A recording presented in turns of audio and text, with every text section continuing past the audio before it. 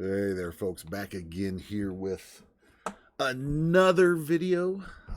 Looking at, in this case, again, we're studying application of derivatives.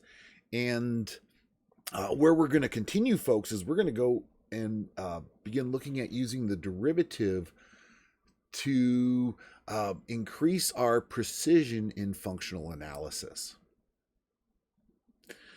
Increase our precision kind of above and beyond the skills that we have that we obtained back in college algebra or just an algebra class, right? Back in algebra, you learned functional analysis skills that, in some cases were lacking information. If you think about polynomials, when it came to analyzing polynomial behavior back in algebra class, you were able to determine your y-intercept. You were able to maybe find your rational x-intercepts. And you were able to kind of pinpoint how your ends would behave, if they would both point up or both point down or point in opposite directions, and how those would arrange themselves. You were able to determine that for polynomial behavior. What you were unable to do was determine where we actually reached a maximum, perhaps, between two x-intercepts, or where we maybe reached a minimum between two x-intercepts, or where the graph was concave down versus concave up, and where did it transition between those two. This was all information that was not present back in college algebra or in your algebra coursework, and that you cannot just analyze from algebraic practice.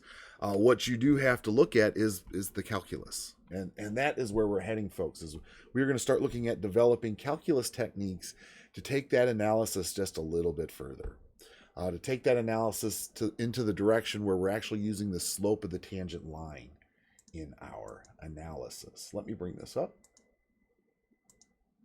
You'll notice that's the first thing I note on here, right?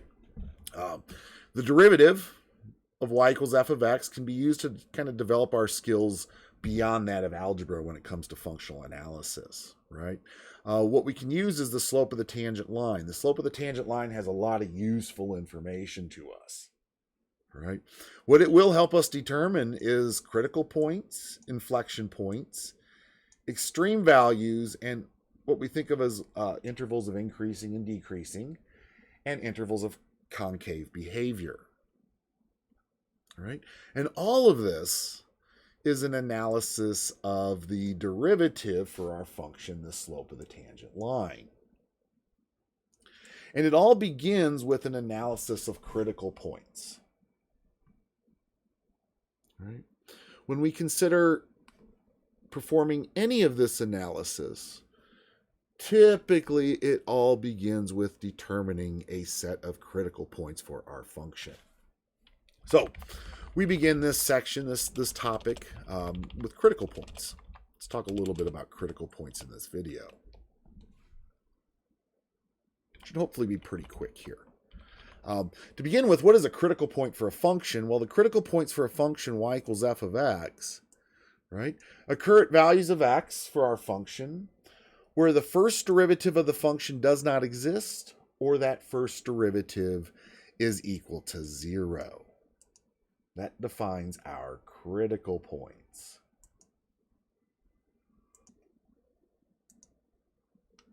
All right, folks. Sorry, I realized there was one more example I wanted to add. I added it here at the end of the notes, but the reason being is because when we talk about critical points, this means two things. When you're looking for critical points, you're looking for two unique instances for slope of the tangent line. You're looking at a slope of a tangent line when equal to 0 is describing a slope of a tangent line that's going to be horizontal. Whereas what you will see when we think about the slope of the tangent line not existing is that the slope of the tangent line will be approaching, what would we say there? Approaching a vertical line slope. Where in a vertical line slope, it would have an undefined slope. Oh, yeah. The tangent line would approach a vertical line, and that vertical line slope would not have, would have a slope that would be approaching infinity. Technically, it has an undefined slope, right, when we have a vertical slope. Our rise is any number over a run of 0, where a number over 0 is undefined. All right, and I wanted to try to include that example in here, at least to show that at the end of this note set. So let's look at some examples here, folks.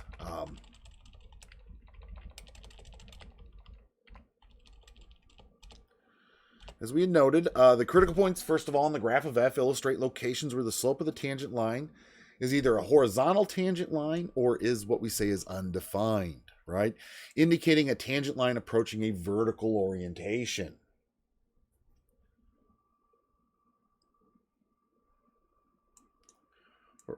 Or is vertical in its orientation at this location, right? At these critical points, the graph of f could illustrate an extreme value, vertical asymptote, or what we would say is an inflection point. And I wanted to illustrate an example of an inflection point here for you folks, at least be able to see that in one of these graphs. If we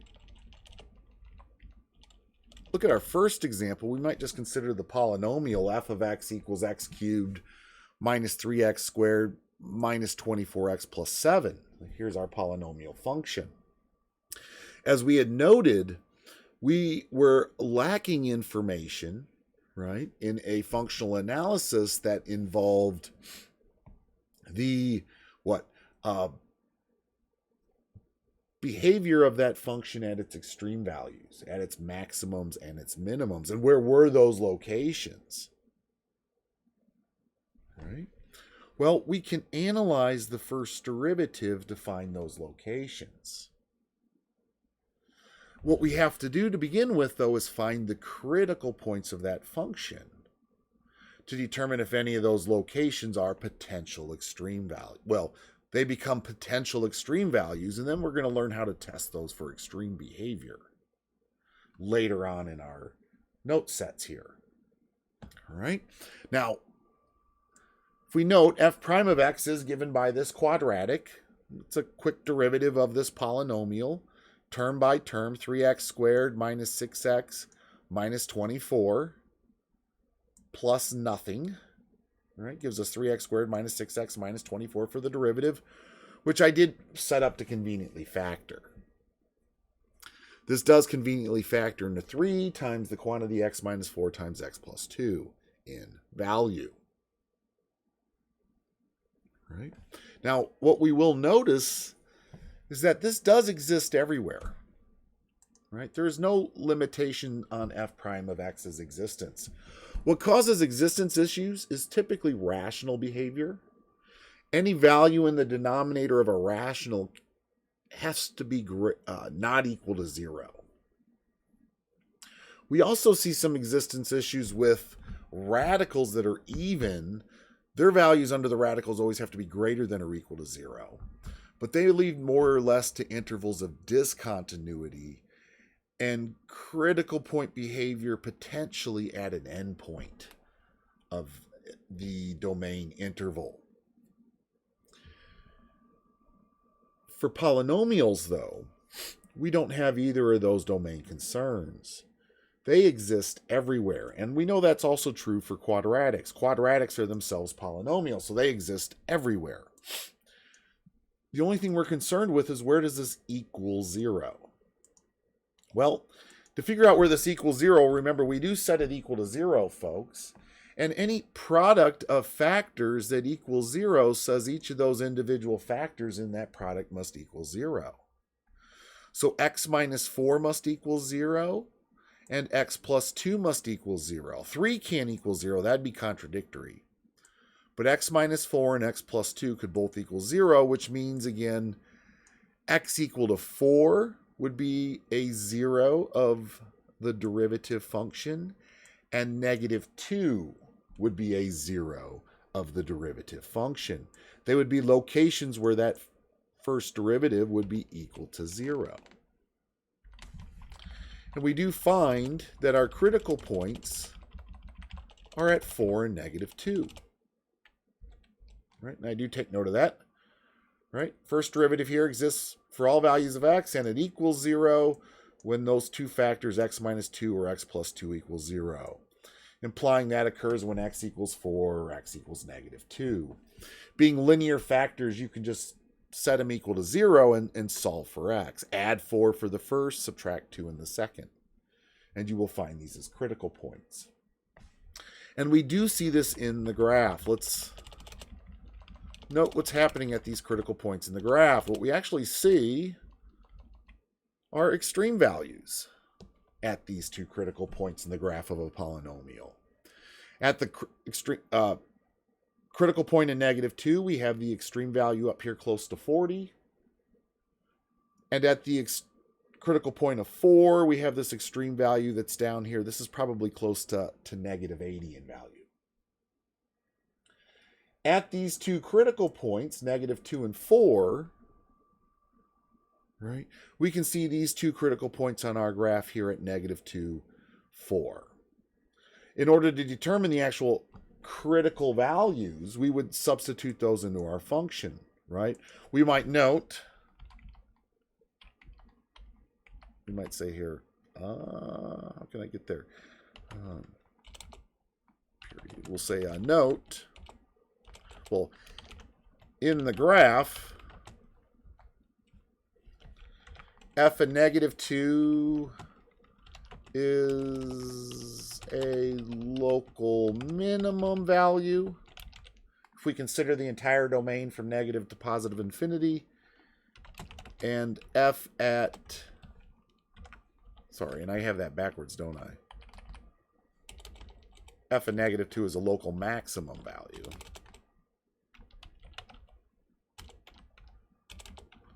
I spell today. And f of 4 is a local minimum value. All right. We might say here over a domain of negative infinity to positive infinity. Certainly that could change up to absolute depending on our domain. But at those critical points, at the outputs of f of negative 2 and f at 4, we have extreme behavior, right, in the graph of our function. And the way that we, again, found those is we examined our first derivative for our function, right? We looked at when did it not exist, and there was nowhere where we were concerned with that. But we also looked at when does it equal 0, and we had two locations where that was the truth. And notice what that is telling us is the slope of the tangent line at these two locations. That's where the slope of the tangent line is going to be equivalent to the value of 0. At that peak and at that valley, the slope of the tangent line in our graph will be horizontal. We will see that in our behavior. Right? And that's what those critical points are identifying to help us identify those those extreme values. Here's another example. Here we have a rational function. You can go through quotient rule.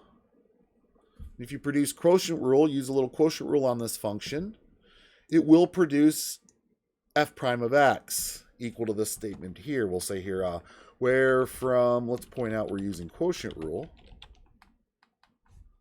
Right? F prime of x would be equal to this result here. Where you can see in the numerator, I went ahead and factored it. Do I have that correct? Yes, I do. Yes, I should have that correct. We're in the numerator. I have, just double checking my math. Yeah, that is correct. The factored form, negative, the quantity x plus 6 times 3x plus 2 over the denominator squared, x squared minus 4 squared. Right? The numerator is the derivative of the numerator times the denominator of f, all minus the derivative of the denominator times the numerator of f. That's how we form the numerator here. And then what I do is I follow that up with simplifying that and factoring it. So here's our factored form. And this is what's going to have, or we're going to have to use in our analysis. As I said in our analysis, what we're first of all interested in, when does it not exist? Right? And notice f of x does not exist when this quadratic in the denominator, this x squared minus 4, when it equals 0. And when does it equal 0? Well, if we were to factor that, right, we might notice that that does factor into x minus 2 times x plus 2 in value. So when we set those two factors equal to 0 and we solve for x, we end up with the results of plus or minus 2. And those become locations where we will find critical behavior in our graph. Right? Also, where does this function equal 0? Well, it equals 0, and you can note any rational function will equal 0 when its numerator is equal to 0. Right? When the denominator equals 0 and the numerator is some number, it is undefined. But when the numerator is equal to 0 and the denominator is some number, which we have to say in this case is something other than 2 or negative 2, it equals 0 when the numerator equals 0 again. So what we do is we take this numerator of f prime, we set it equal to 0, and we solve those linear factors. Solving for x in this first, we get negative 6. And solving for x in the second, we end up with negative 2/3. So x equal to negative 6 and x equal to negative 2/3 are also critical points, along with 2 and negative 2. And what we actually notice in the graph here, right, if we look at those critical locations,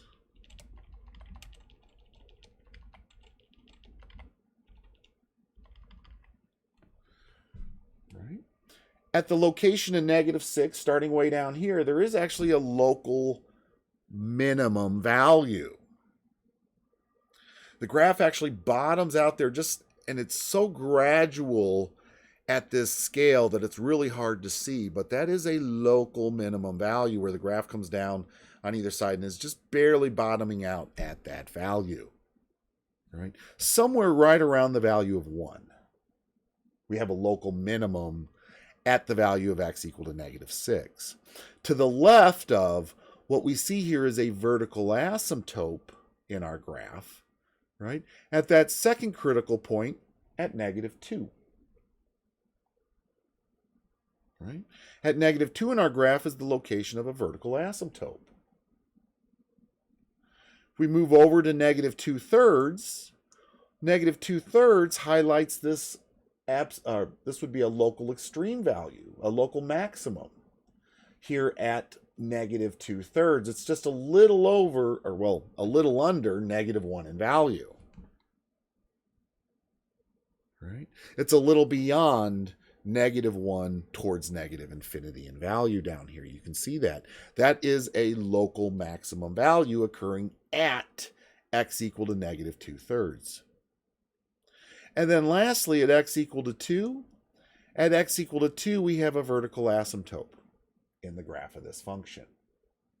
So we were able to pinpoint those locations, right? We were able to pinpoint those locations by examining the locations of our critical points. Now, the vertical asymptotes, we could determine algebraically by just noting when does the denominator of our function not exist, right? Or equal 0, I should say. When does our function not exist? When does it equal 0? That'll always tell us where vertical asymptotes are. But the first derivative will also. Right? What's happening here, what you'll notice again, is your slope of the line at this location should be equal to 0. If you put a tangent line at the two extreme values, at those two extreme values, your slope of your tangent line would be equal to 0. At these vertical asymptotes, however, what's the slope of the tangent line? Well, it doesn't exist there. That's the first thing we have to notice, because the function doesn't exist there. Okay.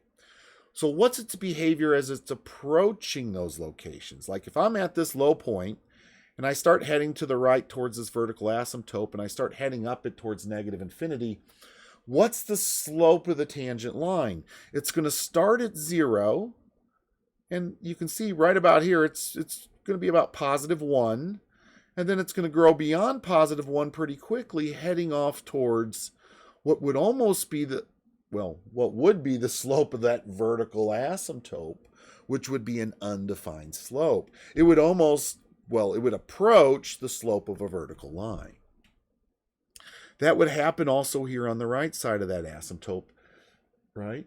On the heading towards -2 from values greater than it.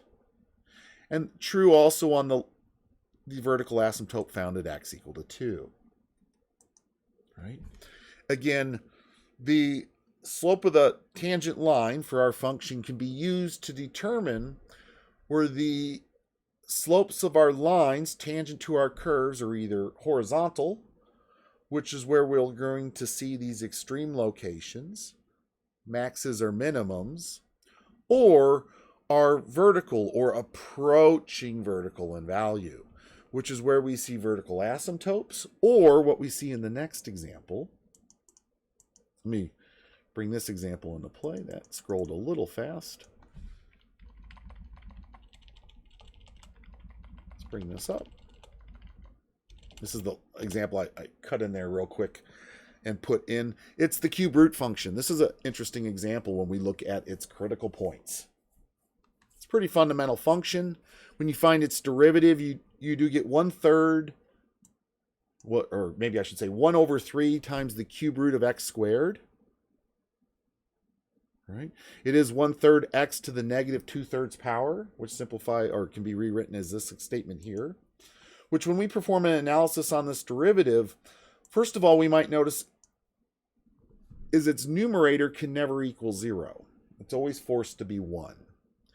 In a rational form, the only way you can equal 0 is if your numerator equals 0.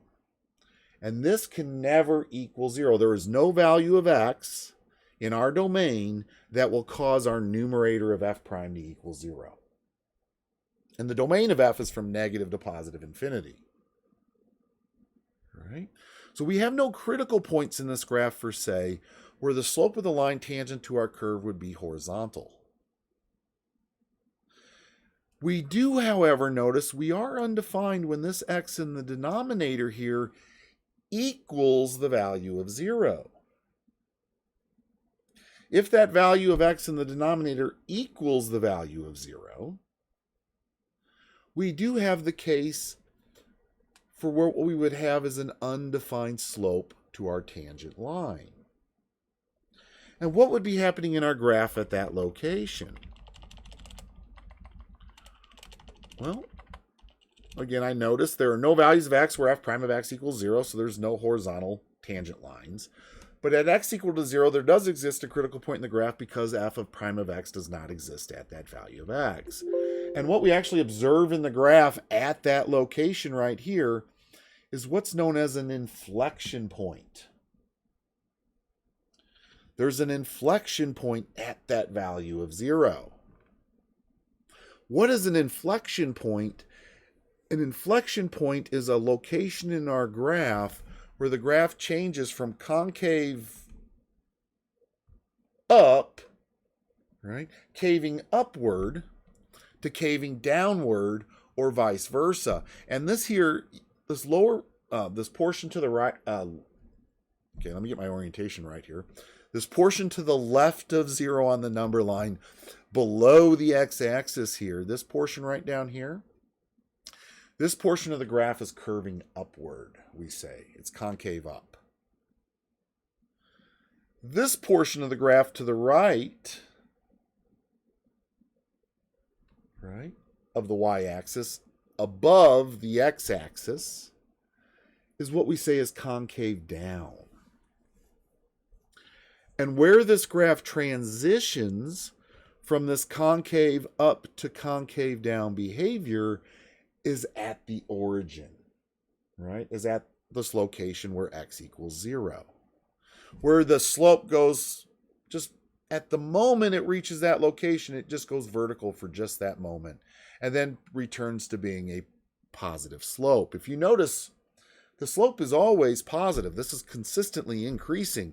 The slope is and I should move it this way, is always heading up that curve in the positive direction, reaching horizontal or vertical right at the center of the graph, and then returning back to a positive value, starting to level back out.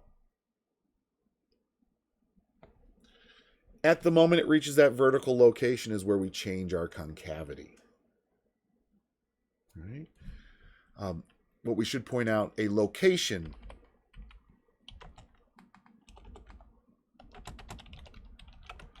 where the graph transitions between concave up, maybe let's say it here, concave down to concave up behavior. It's this location in the graph where we change our concavity. Result of having a slope of the line tangent to our curve approaching positive infinity, as x approaches the value of 0 in this graph. Notice as x approaches 0 in this graph from the left or from the right, the slope of the tangent line is going to be heading towards positive infinity. Or is just going to be undefined. Positive infinity, yeah, I would say so, It's going up. We're heading this way. We're going up in a positive direction towards positive infinity. And then coming down the other way, we're heading down. Well, we're heading up from 1 towards positive infinity. Yes, so is approaching positive infinity. As we approach that location, we don't care what we are when we hit that location, because when we hit that location in a limit behavior, that's where we go undefined.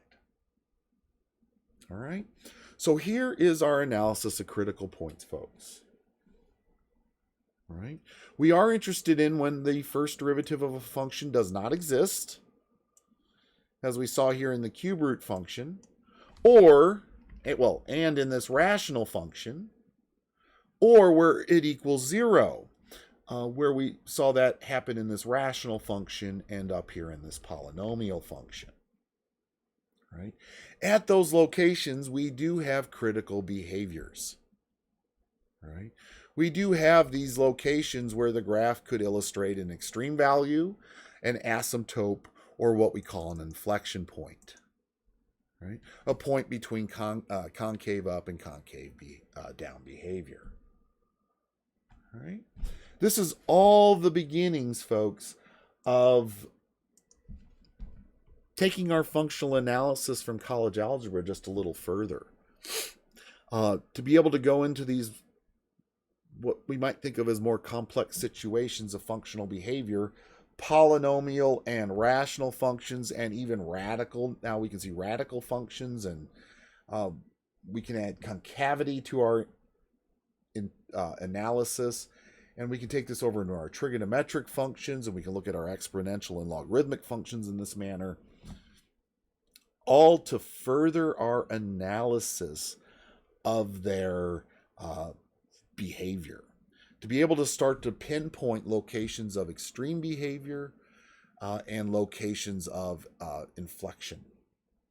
And what we do notice, what I probably should go back and show you real quick, is what's so special about those locations. For instance, here in this graph, what's unique about these locations here and here is where the graph changes from increasing to decreasing. and decreasing to increasing in the function. Right? Critical points will help identify our intervals of increasing and decreasing. And then, as we had seen also down below in the cube root function, about to sneeze, they're going to help us with finding our intervals of concavity. All right?